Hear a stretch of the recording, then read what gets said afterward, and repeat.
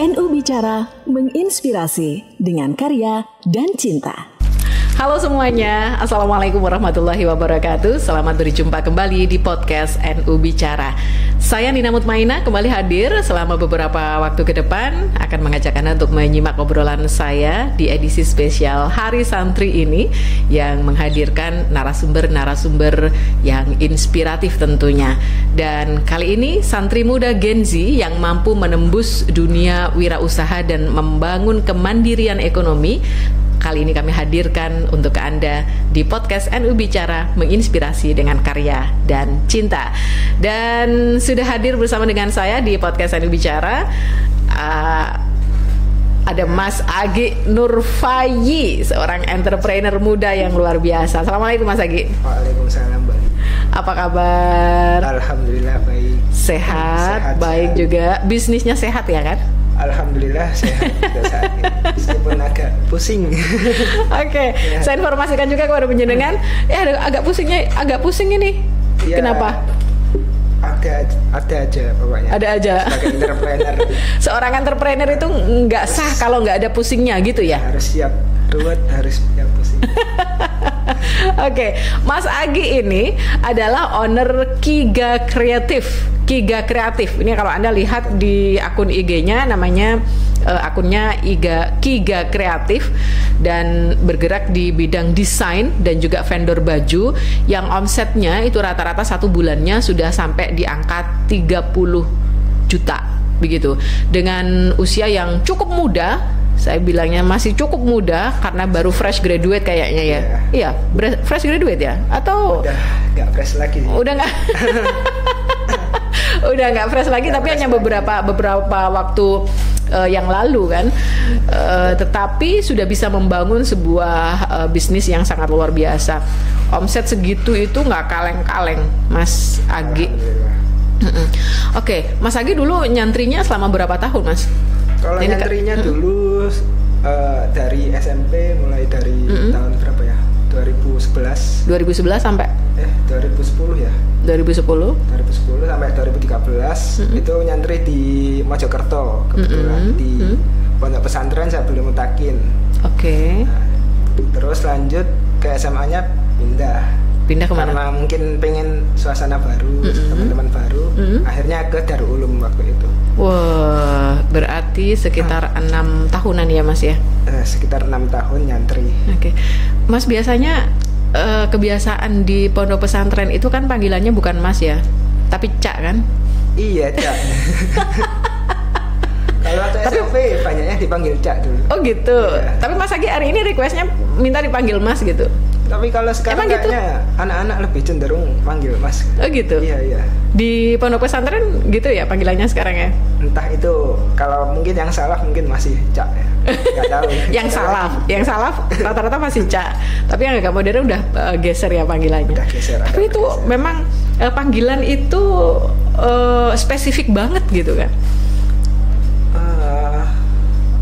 Udah melekat kayak. Udah melekat, betul udah melekat. Oke lah, itu nanti kita obrolin di waktu yang lain tuh panggilan-panggilan kayak gitu. Mas Agi 6 tahun nyantri di pondok pesantren, 2 pondok pesantren yang berbeda gitu ya. Tentu saja Mas Agi sudah mendapatkan nilai-nilai yang atau pelajaran yang sangat masuk ke dalam hati sanubari yang bahkan mungkin masih dipegang sampai dengan sekarang. Apa itu, Mas? Mungkin kalau yang selama ini dipegang itu kayak dawuh-dawuhnya Pak Yai gitu. Mungkin kayak kalau Pak Yai Tim sendiri itu sering bilang jangan tinggalkan sholat, mungkin itu yang paling utama. Jangan tinggalkan sholat. Ya, itu pesan Pak Yaitim. Waktu itu pernah waktu main basket di lapangan itu langsung didatengin Pak Yaitim.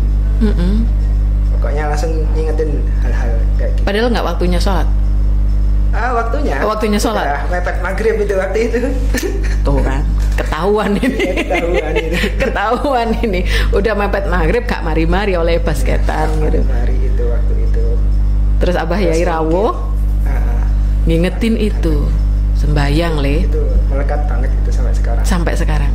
Alhamdulillah. Ini yang membedakan entrepreneur yang santri dengan yang enggak. Ya, itu mungkin. Terus ini apa? Selama menjadi santri mungkin yang bisa saya ambil itu kayak konsisten. Lebih tepatnya mungkin istiqomah ya. Ketika menjalani satu hal harus dilakukan secara konsisten. Istiqomah. Ya. Apakah ini yang kemudian menjadi landasan Mas Agi itu sukses menjalankan dunia entrepreneur ini? Ya, namanya kan entrepreneur. Ini apa? Saya mulai sejak tahun berapa ya? Saya berentrepreneur sejak tahun 2018. Itu saya waktu kuliah. Saya berangkat ke Bandung waktu itu untuk belajar. Dan parahnya, nggak parah sih. Waktu itu udah tidak diizini oleh orang tua. Oh ya? 2018 Mas Agi berangkat ke Bandung ya, untuk belajar tanpa izin orang tua. Untuk belajar entrepreneur tapi tanpa izin orang tua. Ya, betul. Kok bisa? Mungkin butuh pembuktian dan butuh pembuktian. Waktu itu ini apa? Udah dibikinkan usaha lain sama orang tua. Oh. Nah, saya itu kan dari pondok ini kan sering bikin artikel baju gitu. Artikel baju. Desain. Ya, desain baju. Gitu. Santri apa? Santri. Itu pas waktu masih SMA. Ya, itu dilakukan sejak waktu SMA. Terus? Nah, setelah itu kan setelah lulus baru ada kepikiran. Lulus tuh tahun berapa tuh? Lulusnya tahun 2016. 2016. Terus habis itu kuliah kan? Habis itu kuliah. Nah, itu pas waktu kuliah ada kepikiran, kok selama ini saya nyetak baju gitu, kenapa nggak bikin sendiri aja gitu. Nah, dari situ mulailah itu. Nah, itu kan kebetulan ada teman juga yang dari AIS Nusantara. Saya waktu itu kan punya ini juga apa, admin IG santri-santri gitu, ada komunitasnya. Sekarang namanya AIS Nusantara. Nah, itu ada teman yang bikin baju juga di sana. Oke. Berarti memang Mas Agi itu sudah punya passion sejak SMA. Nah, bisa dibilang. Pas waktu SMA itu sering kali bikin desain-desain kayak gitu, terus dibikin kaos, terus dijual. Apakah begitu? Nah, kurang lebih seperti itu. Masih SMA loh, udah bikin-bikin kayak gitu. Itu menyenangkan sekali. Dapat duit kan? Terus dapat, ya itu. Sampai berapa? Nambahin uang saku? Bisa nambahin uang saku. Dan waktu di pesantren itu diperbolehkan bikin-bikin kayak gitu? Di pesantren diperbolehkan. Boleh. Sebelum itu ada inspirasinya. Namanya dulu apa ya? Santri Joso Merchandise gitu. Oh, jadi difasilitasi malah? Atau gimana? Bukan, atau tepatnya kayak anak-anak yang bikin desain lalu dijual gitu. Dan dibolehin waktu itu. Oke. Jadi Mas Agi ini suka desain, kemudian diaplikasikan ke merchandise begitu. Lalu pas waktu kuliah kepikiran, kenapa nggak saya bikin sendiri gitu. Nah, itu. Oke. Terus per kapan Mas Agi itu bikin usaha sendiri? Nah, akan tetapi waktu itu kan harus gimana ya? Namanya punya ide bisnis kan nggak bisa langsung percaya orang tua juga. Dari orang-orang yang di sekitar. Nah, waktu itu saya belajar, ya itu membuktikan untuk gimana caranya bisa nyablon lah intinya. Nah, itu saya berangkat ke Bandung. Tapi nggak dibolehin sama orang tua katanya tadi ya? terus nyari kursusan deket-deket, kursus nyablon gitu. Tapi tetap berangkat ke Bandung juga? Enggak, awalnya ke Kediri dulu, ke Kediri. Jadi nggak jadi ke Bandung soalnya nggak boleh sama orang tua. Nah, terus akhirnya menggok neng Kediri. Kediri itu belajar. Itu boleh? Nyablon, iya boleh. Itu dibolehin. Soalnya restu orang tua itu sangat krusial itu. Oke, terus belok ke Kediri, belajar di Kediri ya? Belajar apa tuh? Sablon? Belajar sablon juga waktu itu. Terus alhamdulillah bisa, terus dicoba di rumah, langsung dapat orderan. Ya orderan. Job itu fasenya lumayan lama juga waktu itu. Nah, tapi pas sebelum buka itu kan mungkin dari rumah juga udah ini kan punya bisnis. Maksudnya orang tua bisnis. Sama orang tua dibikinkan bisnis apa? Bahkan udah dibikinkan toko waktu itu. Apa itu? Tokonya udah diisi juga. Toko apa? Toko ini kayak spare part bearing gitu, spare part motor gitu. Luar biasa. Tapi masakinya nggak mau. Bukan passion saya, papa, mama. Oke, terus? Nah, setelah udah mulai terbukti itu tadi, akhirnya lambat laun bisa lah di sini, terus ke Bandung, terus belajar. Dibolehin. Ke Bandung, belajar ke Bandung dibolehin juga. Dibolehin. Oke, berarti terus kemudian fix perusahaan atau usahanya Mas Agi yang Kiga Kreatif itu sejak kapan? Sejak tahun 2018-an. 2018. Kalau kuliah di semester 45 lah. Semester 45. Semester 4, semester 5. Karena sering ngurusin bisnisnya ke Bandung gitu. Terus ya gitulah. Dan itu berjalan sampai sekarang. Waktu itu. Dan itu kemudian berjalan sampai sekarang. Alhamdulillah berjalan sampai sekarang. Tapi ya gitu, ada kayak tetap badai-badai yang berlalu. Tapi mempertahankan mulai dari tahun 2018 sampai dengan sekarang ini ya. Berapa tahun tuh? 7 tahun itu nggak mudah loh Mas Agi. Nah itu yang saya syukuri, bisa sustain selama itu kan. Apa kuncinya bisa sustain itu? Itu mungkin konsisten. Istiqomah sebagaimana yang diajarkan di pesantren dulu. Betul, mungkin kalau di pesantren kita diajarkan untuk istiqomah. Kalau Mas Agi bilang tadi rata-rata untuk omsetnya kan sekitar 30-an ya, 30 juta di setiap bulannya gitu. Itu pernah nggak Mas Agi mengalami kerugian gitu, rugi gitu yang sampai jatuh? Kalau kayak di titik terendah gitu pernah juga. Itu gimana? Kapan itu? Titik terendahnya? Titik terendahnya itu ada di kapan ya? Rugi atau ditipu orang atau gimana? Enggak sih. Ya bisa dibilang badai aja sih. Badai gimana? Mungkin lebih tepatnya pas waktu pandemi COVID. Oh, pas COVID. Ya, itu 2020, 2021. Ya, itu. Kayaknya itu badai semua orang deh. Semua orang? Iya. Tapi Mas Agi merasakan berat banget. Ada dampaknya juga.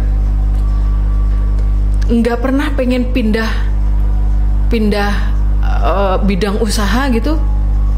Kalau bidang usaha sudah sempat nyoba-nyoba yang lain, mungkin ngerjain.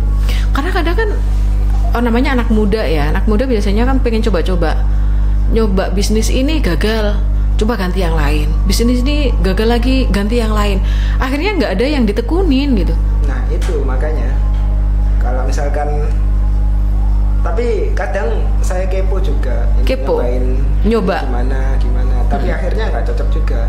Jadi yang paling cocok ini ya itu desain sama vendor baju ini.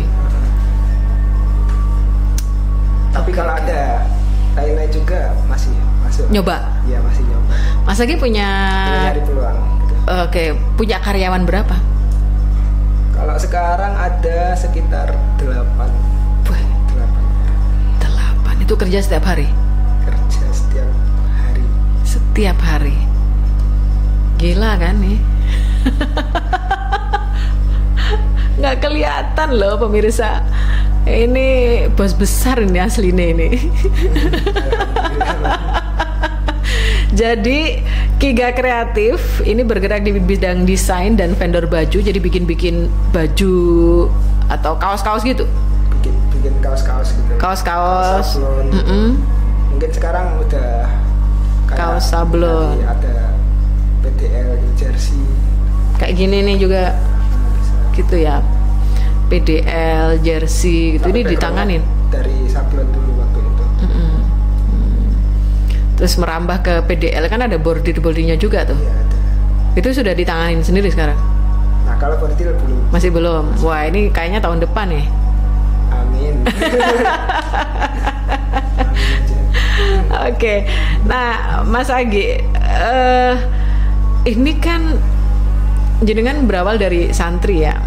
Santri kadang itu orang meremehkan loh. Tidak sedikit yang mereka meremehkan atau mungkin tidak percaya. Nyantri, mondok, menit dadi opo?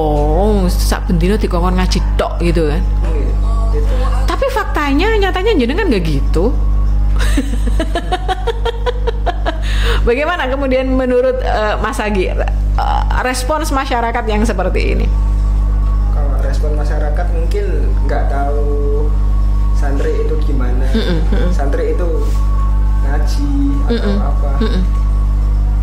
Tapi waktu saya nyantri seasik itu dan mungkin gimana ya, banyak pengalaman terus di dalamnya juga banyak kegiatan kayak bahkan ada desain grafis, fotografi diajarkan di sana. Terus ada kayak melukis, terus yang bakatnya di YouTube difasilitasi juga. Terus ada kayak ngelola sosmed juga. Itu di zaman Mas Agi nyantri sudah ada kayak gitu? Itu di zaman saya nyantri udah ada. Nah udah. Kan ini awalnya terpatahkan. Ini apa kayak bikin majalah gitu. Itu bikin majalah? Ada. Bikin majalah berarti ya di bidang jurnalistik gitu ya? Ya, bikin. Gitu. Terus pengembangannya yang soft skill yang lain tadi itu? Ya soft skill itu udah ada semua ya. Waktu zaman saya nyantri udah ada mungkin, tapi masih baru pertama kali gitu.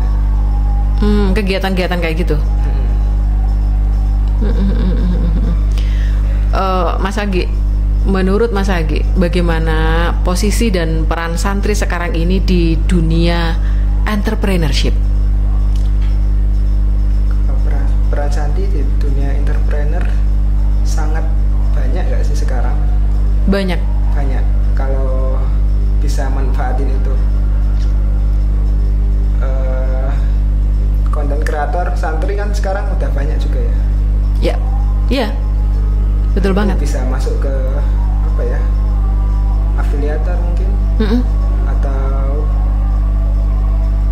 produk-produk apa yang santri itu di up lagi mungkin bisa. Jadi sebenarnya kalau sekarang ini santri ngomong tentang entrepreneur itu sudah tidak sulit gitu. Sudah tidak sulit harusnya. Kesempatan sangat terbuka lebar. Sangat terbuka lebar. Tinggal kemauannya. Ya, tinggal kemauannya. Ini. Namun banyak yang masih belum berani untuk memulai itu. Nah itu Mas. Nah itu. Apa biasanya kendalanya? Kendalanya mungkin di modalnya nggak ada. Modal. Nah itu. Emang kebanyakan di situ. Emang dulu Mas Agi modalnya apa? Modalnya apa atau modalnya berapa? Modalnya mulai aja dulu kayaknya. Kok enak toh Mas? Mulai aja dulu itu loh, mulai aja dulu. Soalnya kan kadang-kadang orang itu gini, aku udah duit segini, cukup gak ya kira-kira gitu. Nah itu kayak. Itu waktu itu boleh dong disebutkan punya duit berapa, berani membuat atau membangun Kiga Kreatif itu? Sebenarnya kalau dibilang punya duit berapa, bisa dikatakan nggak ada modal sih. Nggak ada duit ya? Masa Mas? Mungkin belajar itu ini apa, beli alatnya satu persatu dulu gitu. Beli alatnya satu persatu. Itu duitnya ya sepunya sak duwe nih gitu ya. Waktu itu, Yang pertama Mas Agi beli apa waktu itu? Beli itu waktu itu kayak beli screen gitu. Berapa itu? Astro, gitu. Berapa itu? Ya 200.000. 200.000. Tapi itu masih belajar. Itu pas aku masih belajar. Nanti punya duit lagi, beli alat lagi gitu tak? Gitu kayak gitu. Karena waktu itu belum disupport tadi. Jadi belum disupport sama orang tua. Ya, belum disupport. Terus pada akhirnya dapat support dari orang tua. Sekarang udah balik modal belum? Alhamdulillah sudah. Tuh kan. Sudah balik modal dan alat-alatnya luar biasa loh. Sudah canggih-canggih semuanya. Ya, ini kan luar biasa. Jadi contoh yang positif bagi anak-anak santri, tidak usah khawatir karena ke depan itu peluang untuk bisa terjun di dunia entrepreneur dan membangun kemandirian ekonomi itu sebenarnya sekarang ini di zaman sekarang ini sangat terbuka lebar gitu ya Mas Agi ya. Tinggal sekarang kita mau apa tidak? Mau atau tidak memulai. Tapi biasanya hal-hal kayak gini itu kan perlu dipupuk Mas. Semangat untuk entrepreneurship seperti ini. Nah itu yang harus kuat juga itu untuk pupuk-pupuknya. Bisa dari lingkungan sekitar kita juga kan. Terus mungkin dari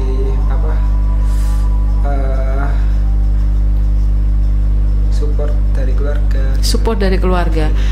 Mas Agi sepertinya memang berasal dari keluarga yang punya passion entrepreneur. Ya kebetulan dari ayah saya itu entrepreneur juga, terus ibu saya entrepreneur, dan alhamdulillah sekarang saya entrepreneur juga. Ngikut ya? Iya. Berarti memang darahnya udah darah entrepreneur sebelumnya. Iya, dulu kan cita-citanya kalau habis lulus kerja kantor. Oh gitu? Gak bolehin. Gak boleh. Gak enak Mas kerja kantor ini Mas. Oke, dan ternyata memang sekarang sudah menemukan jalannya untuk menjadi entrepreneur. Tapi berikan alasan yang kuat kepada anak-anak santri yang keluarganya tidak berlatar belakang entrepreneur untuk bisa berani terjun ke dunia entrepreneur. Apa alasan kuat? Alasan kuat ya. Kalau saya pernah nyoba teman saya sendiri. Jadi kalau memang dia nggak berani memulai, cukup effort juga untuk dorong dia bisnis. Mungkin ini dari kemauannya dulu mungkin. Kemauan dulu. Di bidang apa bisanya belajar, terus habis itu baru kita teruskan berulang kali. Tapi kalau alasan kuatnya apa ya? Apa? Ya bisa dapat duit sendiri lebih banyak. Kalau duit kayaknya bonusnya nanti ya. Oh, duit itu bonus ya? Kan banyak nih ya orang-orang yang bilang berseliweran juga di timeline medsos itu bahwa menjadi pengusaha itu lebih enak daripada pegawai. Kerja sendiri itu lebih enak daripada ngikut orang dan lain sebagainya gitu kan. Menjadi entrepreneur itu jauh lebih menguntungkan daripada bekerja mengikut orang. Nah, mungkin gampangannya seperti itu. Iya, itu mungkin. Apakah benar itu? Kalau lebih enak sebenarnya ya nggak bisa dikatakan gitu juga.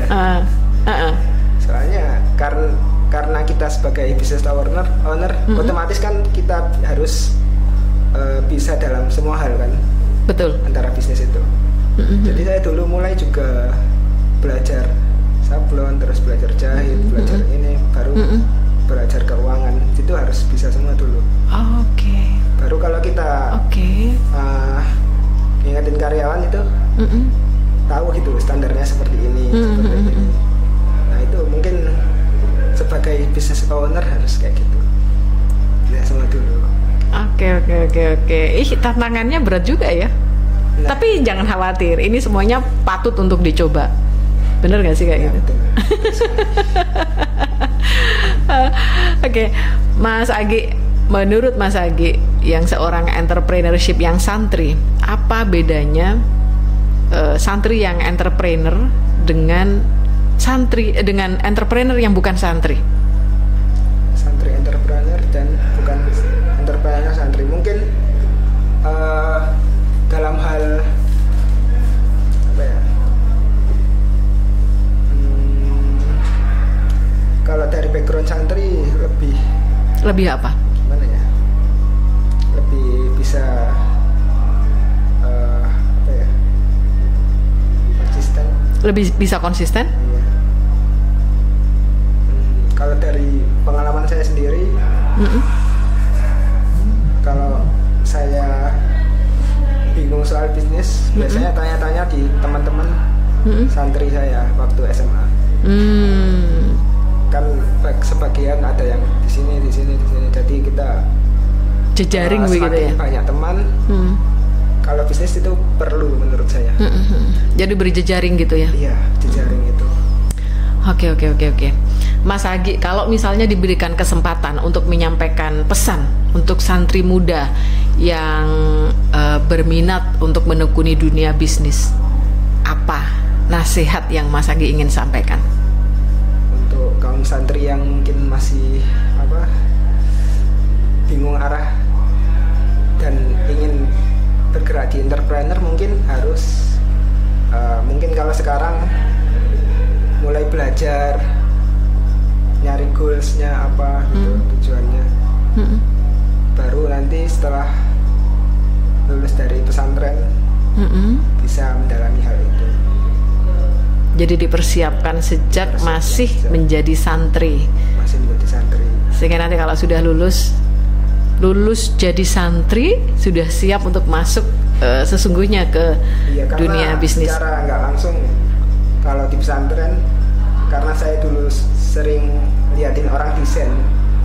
Jadi karena sebelumnya nggak ada minat di desain, akhirnya setelah melihat-lihat akhirnya suka waktu itu. Itu namanya Weting Tresno Jalaran Saka Kulino gitu ya? Iya, betul. Jadi dibiasakan, akhirnya kemudian jadi suka, jadi cinta. Oke. Mas Agi, terima kasih sudah hadir di podcast NU Bicara kali ini. Semoga pengalaman dari panjenengan ini bisa menginspirasi santri-santri yang lain. Tentu saja menularkan semangat entrepreneurnya kepada santri yang lain. Ya, karena tidak harus menunggu modal dulu untuk bisa memulai sebuah bisnis gitu kan. Katanya modalnya mulai dulu aja gitu. Mulai dulu aja itu ya. Modalnya mulai dulu aja. Udah banyak modal tapi nggak mulai. Nah itu dia. Itu dia. Baik, sukses terus untuk Kiga Kreatif. Semakin naik omsetnya dan tahun depan juga semoga yang dicita-citakan, yang diinginkan menambah bagian untuk bisnisnya Mas Agi ini bisa terwujud ya tahun depan. Amin. Amin. Sukses untuk Kiga Kreatif dan sukses untuk Mas Agi Nurfayi. Terima kasih Mas. Terima kasih. Sampai jumpa di lain kesempatan. Assalamualaikum. Waalaikumsalam. Ya, para pemirsa channel YouTube podcast NU Bicara, terima kasih Anda sudah menyimak obrolan saya dengan Agi Nurfayi, seorang entrepreneur muda yang santri yang entrepreneur muda, pemilik atau owner Kiga Kreatif, sebuah usaha yang bergerak di bidang desain dan juga vendor pakaian atau vendor baju dengan omset rata-rata per bulannya 30 juta rupiah. Luar biasa. Ini semoga bisa menginspirasi Anda semuanya untuk bisa mewujudkan cita-cita bisnis Anda, terutama para santri. Terima kasih atas kebersamaan Anda semuanya. Assalamualaikum warahmatullahi wabarakatuh.